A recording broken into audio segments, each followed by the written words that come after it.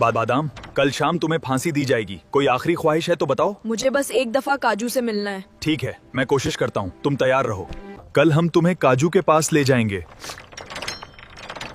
बस मेरी ये ख्वाहिश पूरी कर दो।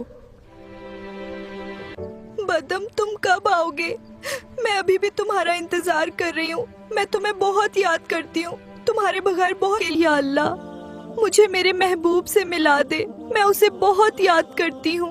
वो मेरा सबसे बेहतरीन सहारा है। आज मैं कई सालों बाद काजू से मिलूंगा।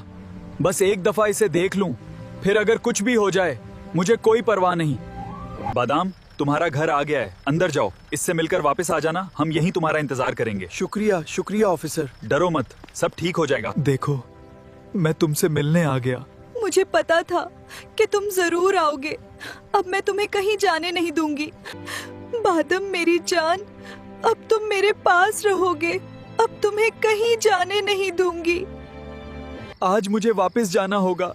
कल शाम के बाद ये लोग खुद मुझे तेरे हवाले कर देंगे। काजू मेरी जान, अब मुझे जाना। ठीक है, तुम जाओ। कल शाम जब आओगे तो तुम कहीं नहीं जाओगे।